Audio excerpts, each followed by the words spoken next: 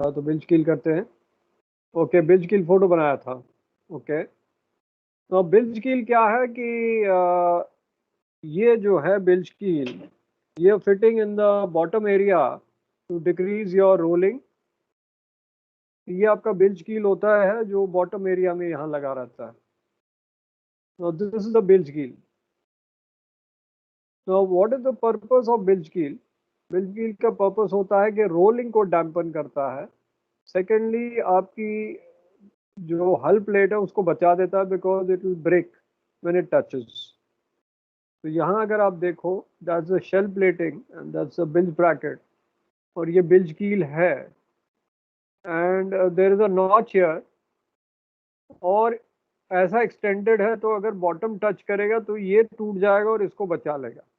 तो break from here and then save this intermediate flat bar and the shell plating, इन दोनों को बचा देगा ये बिल्ज कील।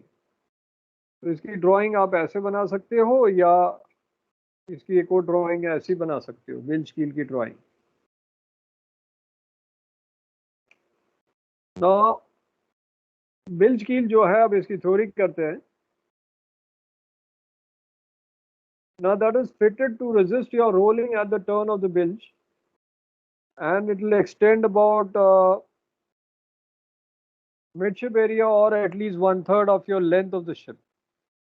पूरा नहीं आगे से पीछे जाएगा, but 1/3 area लेंथ जाएगा। And that is made of steel, or it is a flat plate with bulb plate. And ये अभी हम करेंगे बिल्ज कील के बाद, ये स्टील सेक्शंस क्या है we'll do. So it fastened to the hull with the help of flat bar. So whenever you have a collision or fouling, then the thing will break and not damage your hull. तो वो जो projection है वो टूट जाएगा and will not damage the hull. Now the advantages of your bilge keel, इससे फायदा क्या है? First thing is, it's a projection outside the ship, so it is increasing hydrodynamic resistance. Hydrodynamic resistance का मतलब है पानी के फ्लो को रोकेगा। तो जब पानी के फ्लो को रोकेगा तो रोलिंग को कम कर देगा। सो बिल्ज कील बेसिकली पैसिव स्टेबिलिटी सिस्टम है। मैं आपको बता दूंगा कैसे रोकता है रोलिंग, वो भी बताऊंगा। और ये पैसिव स्टेबिलिटी सिस्टम है क्योंकि अगर वो फिन्स है, स्टेबलाइजर फिन्स होते हैं जो पैसेंजर शिप में होते हैं, वो अंदर चले जाते हैं हाइड्रोलिक से और फिर बाहर निकलते हैं। जैसे प्लेन में होते हैं ना फिन्स, लोड लैंडिंग के टाइम देखा नहीं, वो फिन्स बाहर निकलते हैं, और जब लैंड कर गया तो उसके बाद वो फिन्स अंदर चले जाते हैं। उसी तरह स्टेबलाइजर फिन भी पैसेंजर शिप्स में होते हैं, वो बाहर निकल जाते हैं and they can stabilise the ship. और जब स्टेबलाइज की जरूरत नहीं होती या स्पीड कम हो गई है तो फिर वो अंदर चले जाते हैं, लेकिन बिल्ज कील बाहर ही रहते हैं। मैं दिखाऊं बिल्ज कील का काम कैसे, ये स्टेबलाइज कैसे करता है रोलिंग को।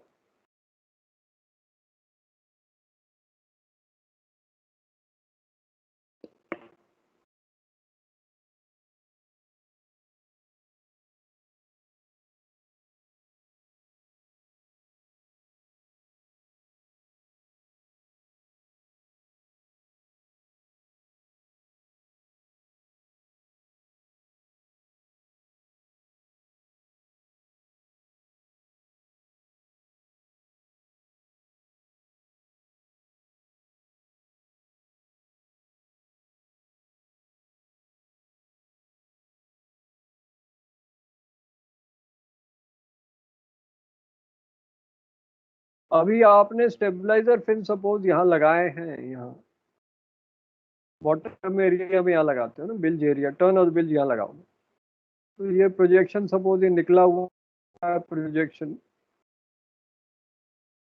और यहाँ बिल्ज कील लगा हुआ है। ना तो वाटर फ्लो अगर आ रहा है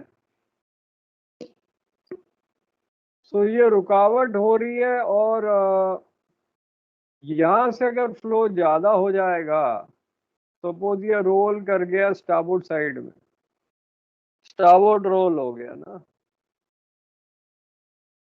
it is rolled on the starboard side. अब पानी का फ्लो यहाँ ज्यादा हो गया, यहाँ पानी का फ्लो कम हो गया। जब फ्लो ज्यादा हो जाएगा तो क्या होगा, यहाँ प्रेशर कम हो जाएगा, क्योंकि वेलोसिटी ज्यादा है। जो वेलोसिटी ज्यादा है यहाँ, तो प्रेशर कम हो जाएगा। और यहाँ क्या होगा, वेलोसिटी कम हो जाएगी तो प्रेशर ज्यादा हो जाएगा।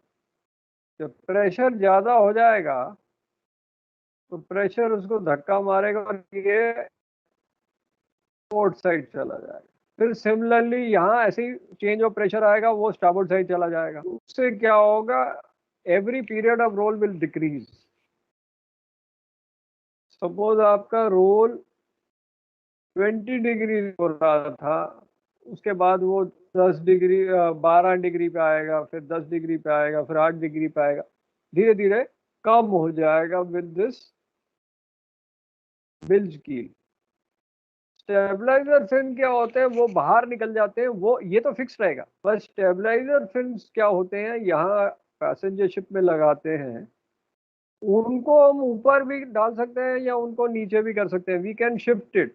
स्टेबलाइजर फिन को हम ऊपर नीचे कर सकते हैं, लेकिन इसको हम ऊपर नीचे नहीं कर सकते।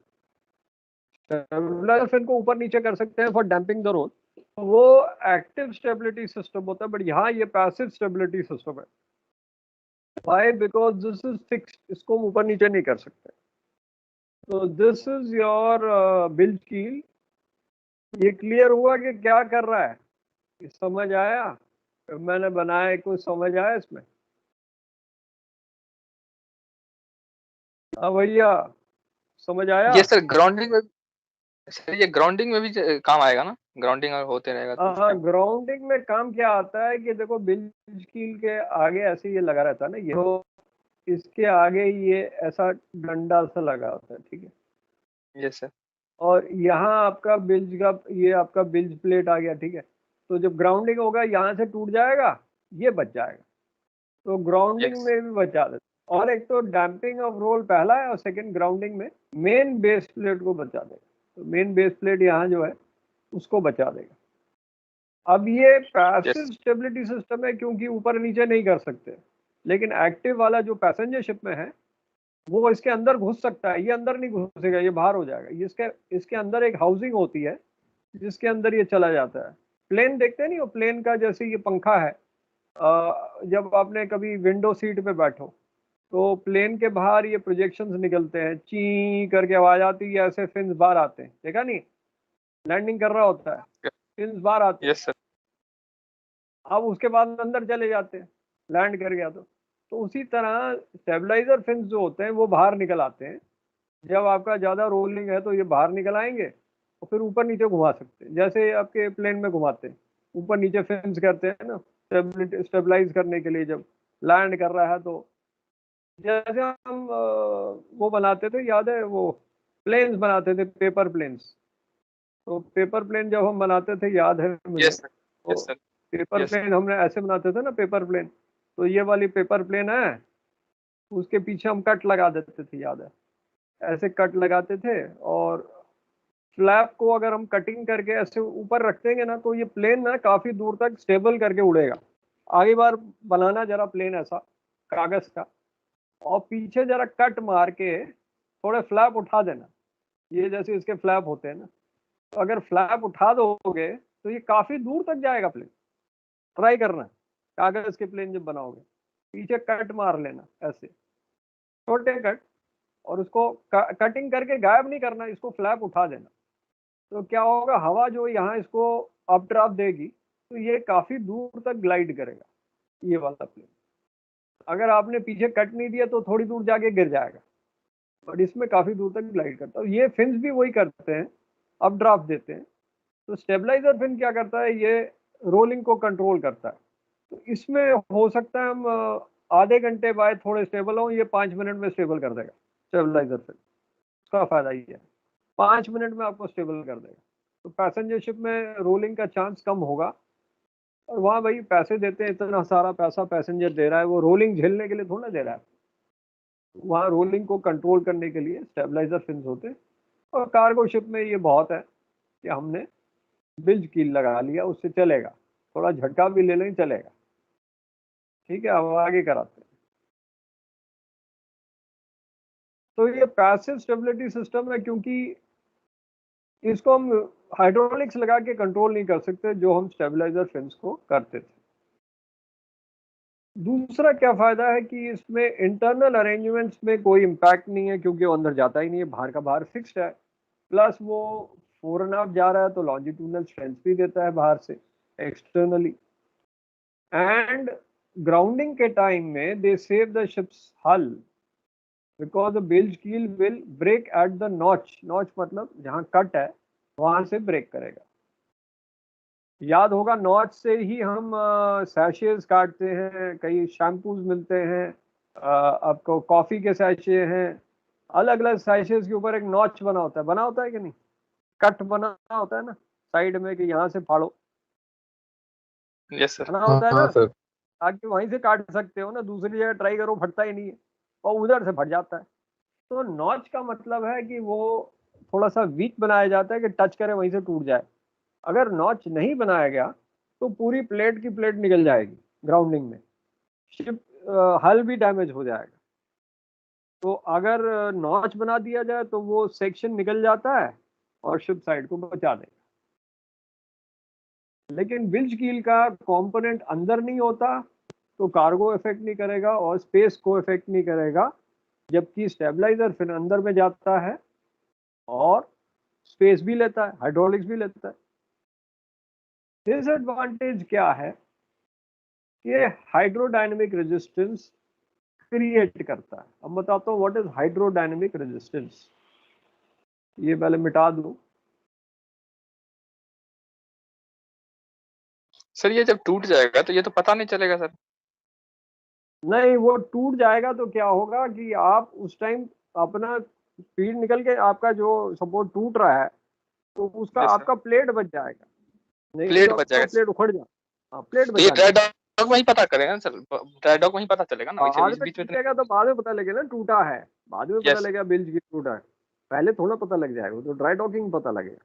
लेकिन उसे पता लगेगा कि आपकी प्लेट बच गई उसके टूटने से, क्योंकि अगर वो जुड़ा रहता तो सारा उखड़ जाता, प्लेट भी फट जाती, फिर तो ड्राई डॉक तो इमीडिएट करना पड़ता है ना।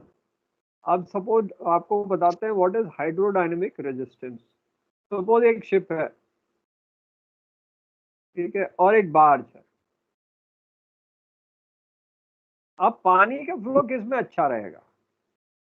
पानी का फ्लो आपका, सपोज ये पानी है, तो पानी का फ्लो इसमें अच्छा जा रहा है क्योंकि आपका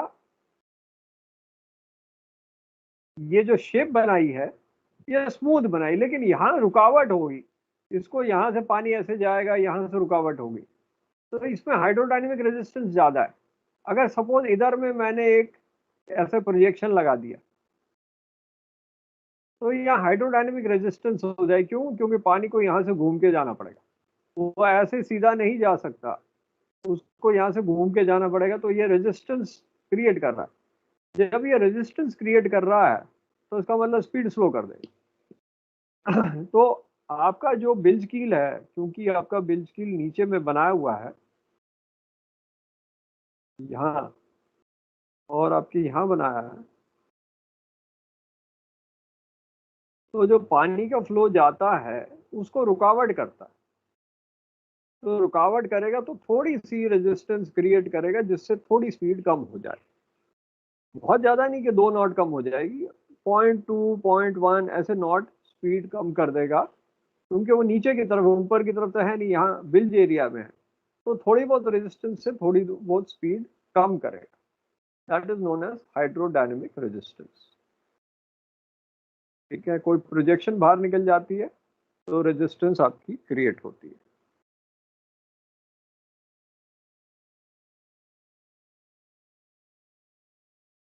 तो इसलिए फॉरवर्ड मोशन में रेजिस्टेंस होती है। तो ये आपकी बिल्ज कील हो गई।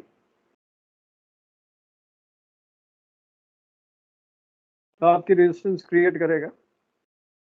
सिमिलरली ये बाहर प्रोजेक्शन लगी वो, अब ये क्यों यहाँ लगाया हुआ है, ये क्यों यहाँ लगाया, ये यहाँ क्यों नहीं लगाया, यहाँ क्यों लगाया? ये क्या चीज है? क्या चीज लगी हुई है यहाँ? इसको क्या कहते हैं?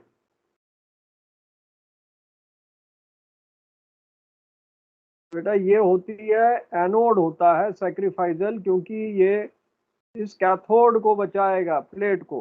तो इसमें से एनोड तो मटेरियल सर थोड़ा सा निकल उठा हुआ रहता जाएगा। है ना सरफेस से, तो एकदम क्या ही चीज? दिखता है। एनोड तो थोड़ा सा उठा हुआ रहता है सरफेस से।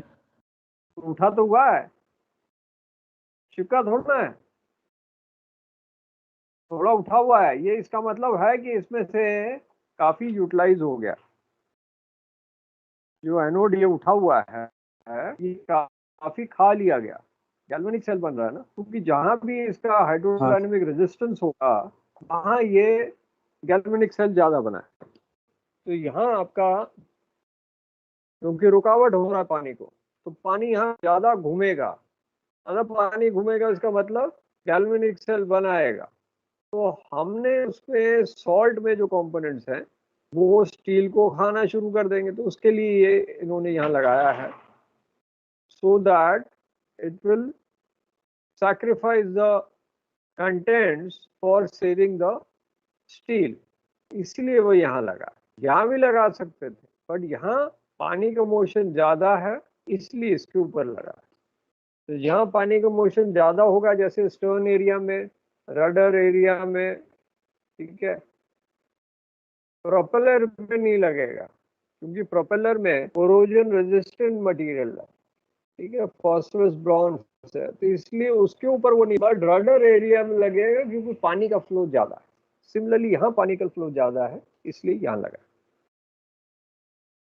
तो ये बेल्ज की कील है, और ये होल मतलब नॉच बना दिया कटिंग करने के लिए। अब हम आते हैं स्टैंडर्ड स्टील सेक्शंस पे। पहले आपको स्टैंडर्ड स्टील सेक्शंस के डायग्राम दिखाएंगे, then we'll come to the theory part.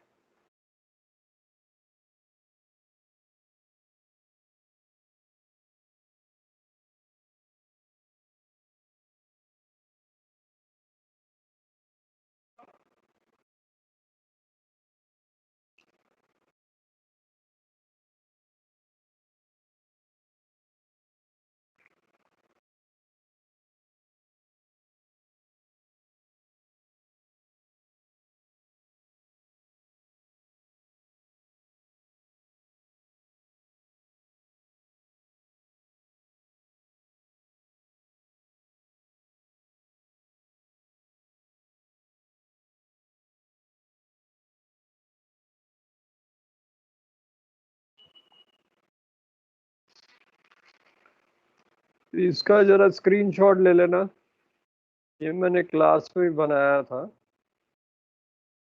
इसका स्क्रीनशॉट ले लो, इसमें पूरे स्टैंडर्ड स्टील सेक्शन एक ही पेज में आ जाएंगे। तो मैंने आई थिंक पुरानी क्लासेस में ये बनाया था क्लास में ही। फिर अब मैं समझा दूंगा आपको।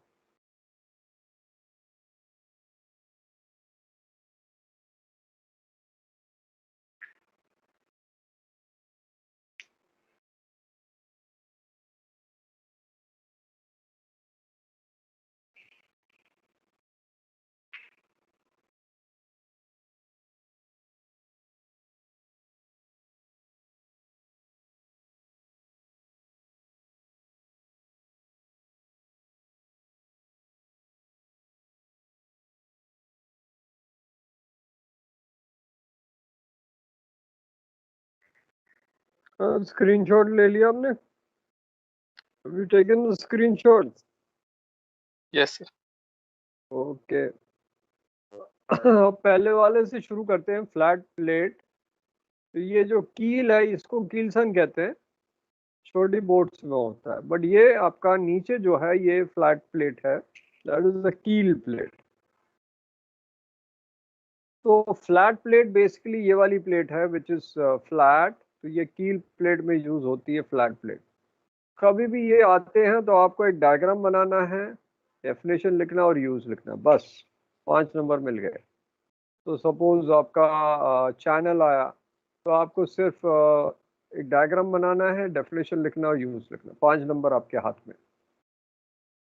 लेकिन आपको ऐसे ही है, डायग्राम, definition and use.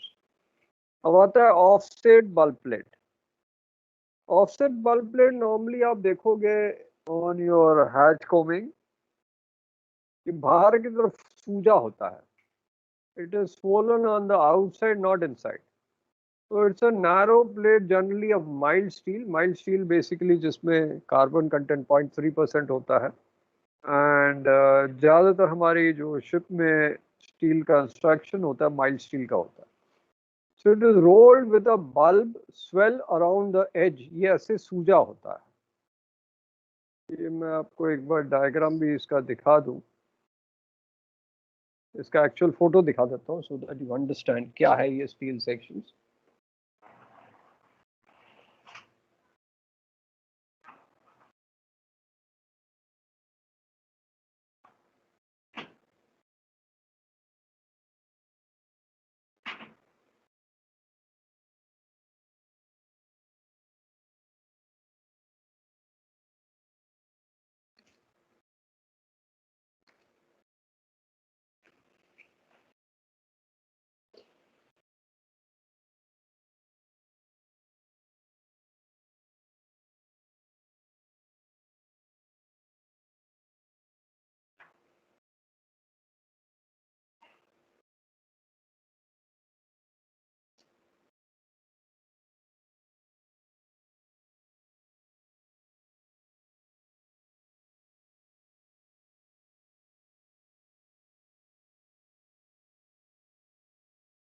तो ये देखो एक तरफ ये सूजा हुआ है.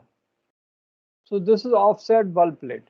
एक तरफ offset हो गया. This is offset bulb plate. So on one edge this is offset. Similarly इस edge पे offset हो गया. बाकी plate है. एक edge पे offset हो गया. Hatch combing के बाहर की तरफ जो है ये सूजा रहेगा strengthening के लिए. अंदर की तरफ it will be plain क्योंकि cargo discharge करना. अगर वो अंदर होता तो cargo will get stuck. So that is ये सारे बने हुए हैं offset bulb plate. ठीक है. So like this is offset bulb plate. Okay, so this is offset bulb plate. Now next we'll come to equal angle. So इसका use होता है in hatch combing, built up beams for stiffening because you're stiffening the edge. आता है equal angle, मतलब ये angle और ये angle अगर दोनों legs हैं x y ये दोनों same है. So it's a rolled steel. Rolled steel मतलब जिससे स्टील जब बनता है रोल में बनता है, एक्सपोर्ट होता है रोल में, तो उसको हम कटिंग करते हैं एल शेप, ऐसे एल शेप में, where your both legs are equal. So this is used for stiffening. So this is equal angle where it is stiffening that plate here. इसका डायग्राम आपको दिखाएं.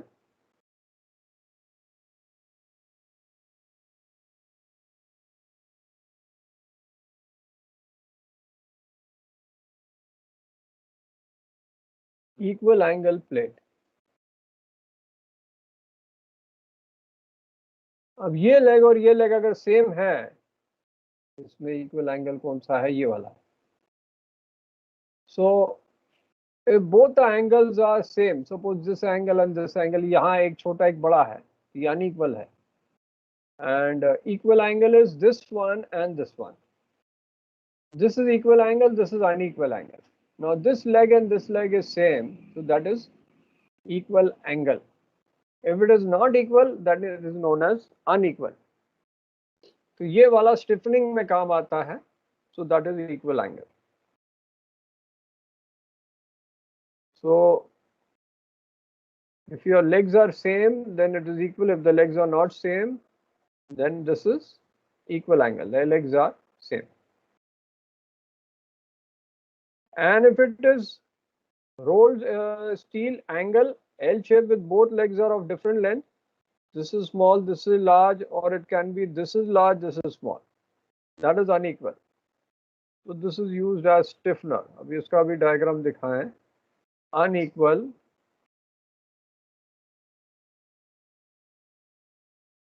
angle plate. So this is unequal. ये छोटा leg है, ये बड़ा leg है.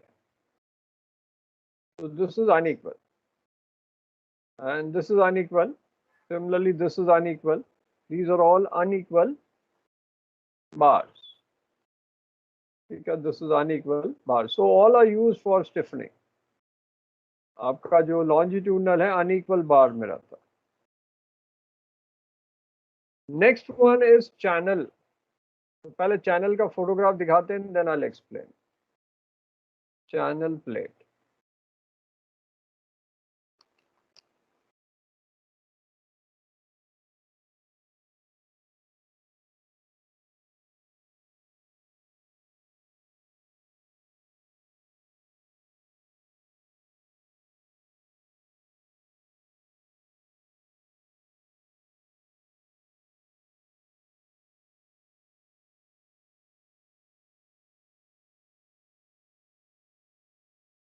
Now this is a channel plate. C section है और इसका ऐसे चैनल आपने सरिया की दुकानों में देखा होगा. यहाँ चैनल और कौन सा है, ये है channel. So this is a channel. You might have seen this kind of channels in steel shops. ये बीम बनाता है, घर में यूज करते हैं चैनल फॉर मेकिंग बीम्स. ये वाला देखो, ये चैनल है. Similarly this is channel. ये सारे चैनल हैं. So these are channel plates. C section side से कट करो. सर एक आई शेप भी तो रहता है ना, ये तो टी शेप हो गया चैनल. हाँ, तो ये सी शेप ही है बेटा. आई शेप वो गर्डर टी शेप वाला होता है, वो अलग है, वो गर्डर होता है. ये सी शेप चैनल वाला है. इसको अगर हमने सीधा खड़ा कर दिया तो वो पिलर बन जाता है, एंगल स्ट्रट बनता है. एंगल स्ट्रट आपको बताया था ना, कहाँ यूज होता है एंगल स्ट्रट. इसको अगर हमने खड़ा कर दिया, कहाँ यूज होता है वो? ब्रैकेट फ्लोर में. ब्रैकेट फ्लोर में एंगल स्ट्रट यूज होता है.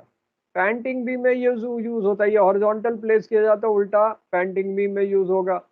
सामने ऐसे खड़ा कर दिया, पिलर बना दिया तो एंगल स्ट्रट बन जाएगा. तो इसके अलग अलग यूज है शिपिंग में. ठीक है, तो ये चैनल है जिसकी यूज होता है. ये वाला,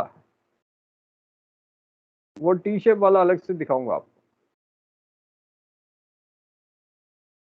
तो चैनल बेसिकली सी शेप होता है. It is also known as parallel channel flange because both the sides are parallel and equal. ये लेंथ इक्वल होता है और ये लेंथ बड़ा होता है. It is used for panting beams अगर ये horizontally लगा है. Angle strut है अगर ये vertical लगा है. It can be used for heavy frames also. अब आता है टी बार, जो बिल्ज कील में हमारा यूज होता है. चलो इसको देखें. टी बार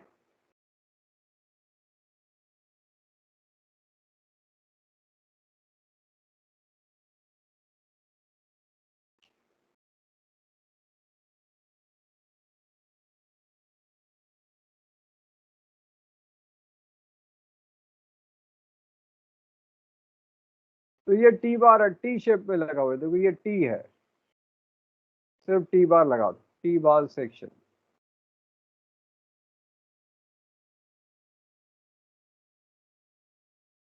ये टी बार सेक्शन देखा है.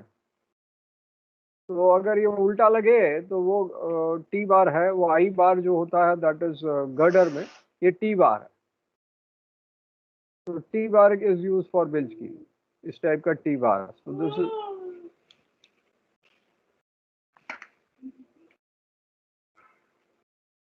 ये टी बार है, the T bar. So T bar basically is structure with T-shaped cross section made of mild steel. ये बिल्ज कील में यूज होता है. देन एक आता है टी बल्ब. टी बल्ब भी आपको दिखाते हैं.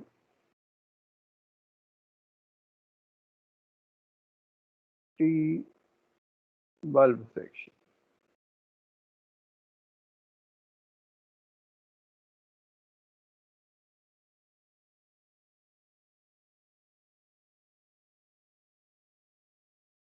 ये वाला जो है ये टी बल्ब है. ऐसे बल्ब बना हुआ है. जो ऊपर से पूरा टी है वो तो ये है, बट ये वाला जो है ये टी बल्ब है. और कोई सेक्शन दिख रहे हैं?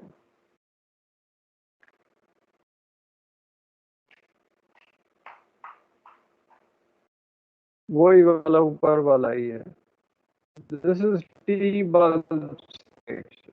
और टी बल्ब सेक्शन जो है, it is T bulb with toe of web reinforced mild steel. तो ये जो आगे है इसको बल्ब बना जाता है दोनों तरफ से, एंड इसको जहां हमने बल्कहेड्स में डीबी में स्टिफनिंग किया था, toe welding to bulkheads for double bottom, वहां ये यूज होता है टो वेल्डिंग के लिए। आपको बताया था टो वेल्डिंग नीचे होता है। So this is used for the DB toe welding for the bulkheads. So these are your steel sections जिसको आपको याद रखना है with the diagrams.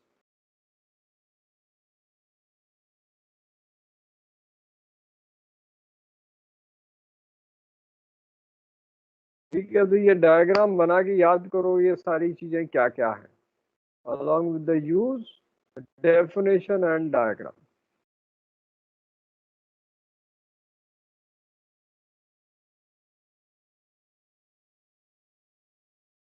ये आपको बताया था, ये सारे सेक्शंस आपको बताए हुए हैं। तो शॉर्ट में आपको करा दिया है वो ठीक है, ज़्यादा इसमें करने की जरूरत नहीं, ज़्यादा शॉर्ट में ठीक है। ऑफसेट बल्ब बता दिया, वो सारा वहाँ लिख दिया था मैंने शॉर्ट में।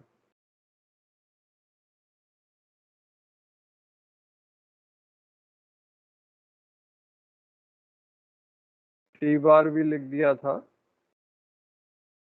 और टी बल्ब नहीं लिखा था, बट टी बल्ब अलग से करा दिया।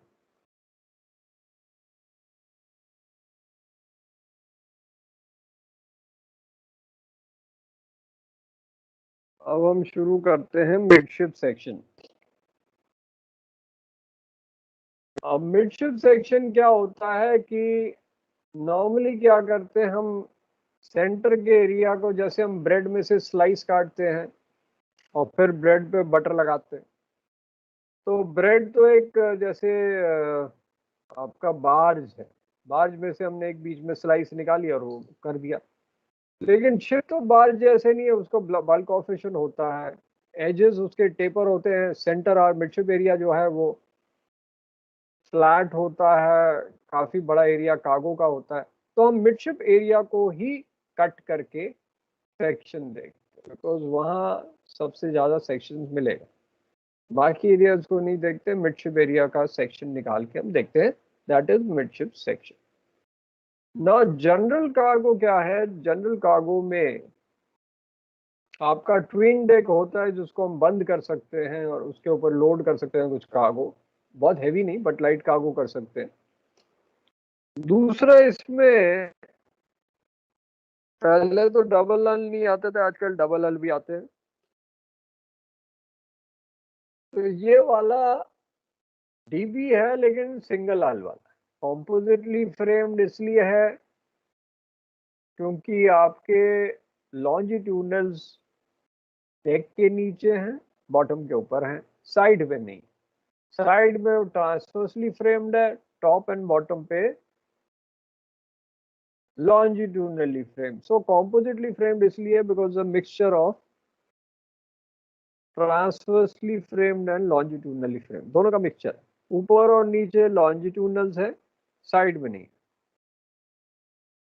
अब कई बार आपके एग्जाम में आता है midship section of cargo vessel, तो यही बनाना, जनरल हटा दिए, कार्गो वेसल लिख दिया, कार्गो वेसल में भी यही बनाना। अब इसकी फीचर क्या है, तो जरा फीचर्स आपको थोड़ा सिंपल दिखाएं क्योंकि इसमें आपको कंफ्यूजिंग हो जाएगा।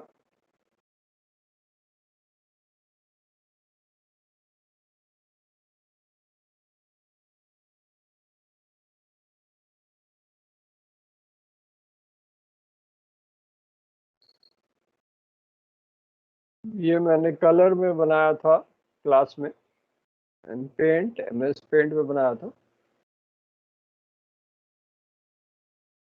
तो this is your hatch combing, और ये आपका डेक ट्रांसवर्स है। डेक ट्रांसवर्स में आपके लॉन्जिट्यूडनल्स लगे हैं और स्टिफनर लगे हैं या ब्रैकेट लगे हैं। और बिकॉज ये आपका साइड फ्रेम है और ये बीम है, तो उसके नीचे बीम नहीं आएगा, it will prevent your racking stress. Sheer strake आपका सीधा रहेगा या राउंडेड नहीं रहेगा, सीधा रहेगा, क्योंकि जनरल कार्गो जहाज ज़्यादा दे आर नॉट टू, काफ़ी ब्रॉड शिप्स होते हैं तो क्या राउंडेड हो जाते हैं sheer strake. Then you have twin deck here. Twin deck में भी लॉन्जिट्यूडनल्स हैं and you have stiffeners here that will be supported by beam knee, prevent racking stress. तो यहाँ ट्विन डेक प्लेटिंग आ गई, यहाँ डेक प्लेटिंग आ गई. अब outside plating is your हल, और ये स्ट्रक्चर जो ब्राउन है that is known as side frame. ये हमने फ्रेमिंग में बताया था. अब ये जो स्ट्रक्चर लगे हैं इनको हम कार्गो बैटन कहते हैं. ये लकड़ी के होते हैं, they are wooden. Cargo batten का काम क्या है, क्योंकि आपने लोड हो सकता है लो टेम्परेचर पे किया या हाई नॉर्मल टेम्परेचर में किया लोड कार्गो और डिस्चार्ज करो कोल्ड टेम्परेचर पे. तो क्या है कि जब स्टील यहाँ टच करेगा, स्टील का बॉक्स टच करेगा सरफेस से, तो स्वेट होगा कार्गो, और उसके कारण बॉटम का कार्गो डैमेज हो जाएगा पानी से. कार्गो स्वेट होता ही है. आपको पता है जब आप ठंडा पानी का ग्लास रखते हो टेबल पे, वो पानी की बूंदें आ जाती है उसमें, तो कंडेंसेशन हो जाता. तो यहाँ भी कंडेंसेशन हो गया, पानी will come down and fill up the bilges and destroy the cargo below. तो हमने कार्गो बैटन लगाया है सो दैट इंसुलेशन हो जाए and the cargo steel boxes will not touch the side frame which are also steel. अगर कोई condensation होगा तो बिल सीलिंग जो होता है that is made of canvas, absorbent material and tank top ceiling जो स्क्वायर ऑफ द हैच में लगा है नीचे, both will absorb your sweat. जो बच गया उसको तो बिल्ज पंप्स लगे होते हैं यहाँ सेंटर लाइन पे, वो पंप आउट कर देगा. अब यहाँ ब्रैकेट है, और ब्रैकेट में लाइटनिंग होल होगा to reduce the cargo the steel weight. otherwise steel weight is going to increase, so lightning hole is for that. And this is your, कौन सा फ्रेमिंग है ये? अब ये क्या फ्रेमिंग है? अभी पढ़ाया डीबी. कौन सी फ्रेमिंग है डीबी में? सो गए सब.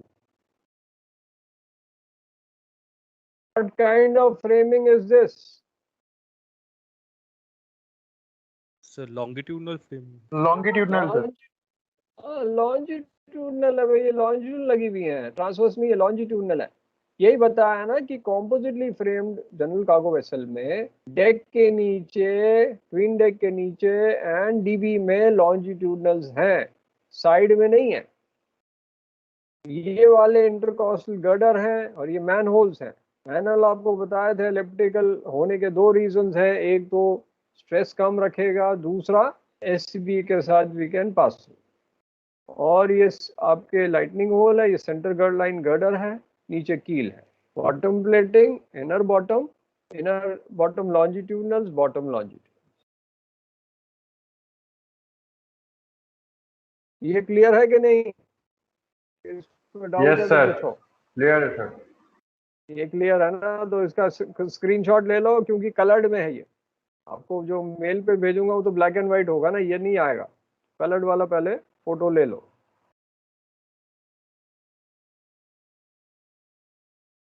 हाँ, तो समझ आ रहा है तो आगे बढ़ाऊं, नहीं तो रुक जाऊं? क्या बोलते हो? सर रुक जाइए सर. ज्यादा तेजी हो जाएगा ना, इसलिए रुक रुक जाओ. जाइए सर. हाँ, रुक जाता हूँ बस. वही तभी तो पूछ रहा हूँ कि अब आवाज नहीं आ रही पीछे से, तो फिर हम सोच रहे हैं बोरियत होनी शुरू हो गई. आप अब ये रोक दे रहा हूँ. तो आज के लिए इतना ही है. अब आपको वीडियो दिखा देता हूँ. वो 7 मिनट, कितने मिनट हैं? हाँ हाँ, 5 मिनट या 7 मिनट है. 7 मिनट में एक वीडियो दिखा देते हैं. तो ये आपका कील आ गया.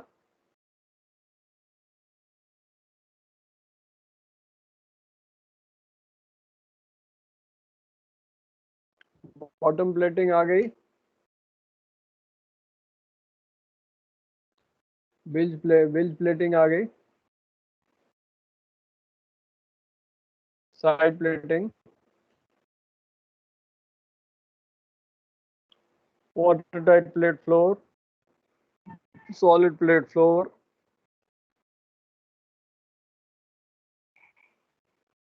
ये जनरल कार्गो का ही बन रहा है।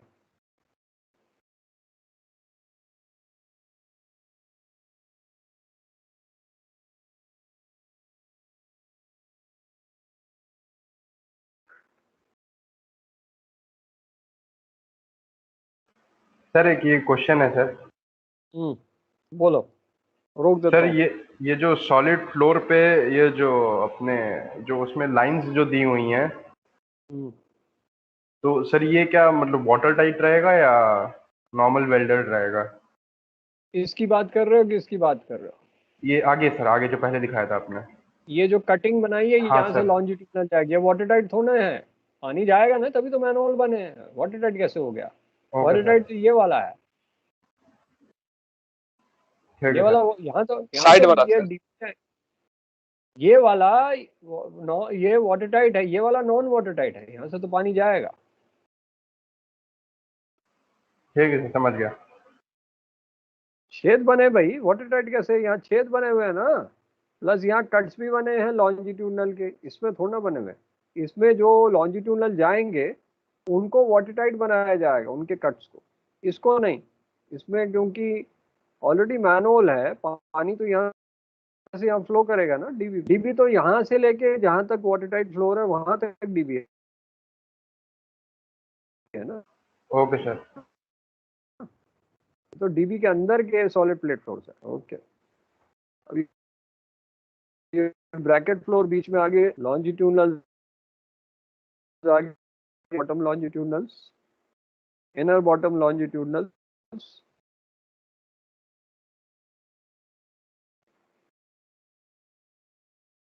Intercostal side girders, margin plate आ गई, ये brackets on the centre line, अब ये सेंटर लाइन गर्डर आ गया,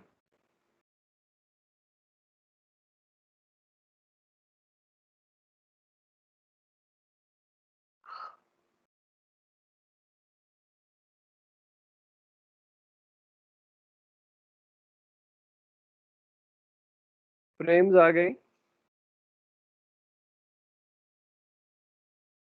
बीम्स आ गई, ये ट्विन डेक की बीम्स है,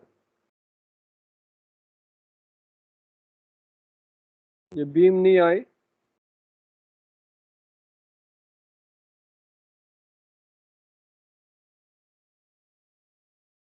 फ्रेम्स आ गई,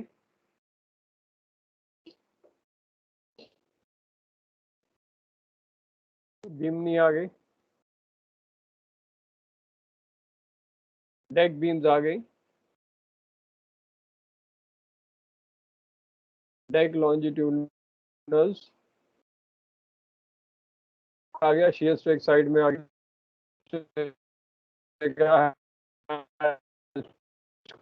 twin deck only in general cargo, और किसी में नहीं है। ट्रांसवर्स बल्कहेड, टैंक टॉप,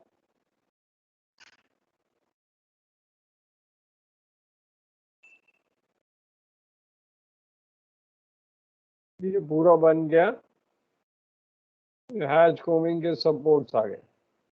ठीक है, so this is your midship section of, ये ऊपर में गलत लिखा है, ये जनरल कार्गो का मिडशिप सेक्शन है, बल्क कैरियर का नहीं। ये हेडिंग यूट्यूब में गलत है, this is general cargo midship section.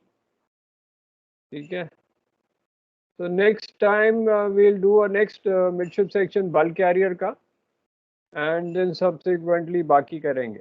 ठीक है, तो आज के लिए we'll have it off.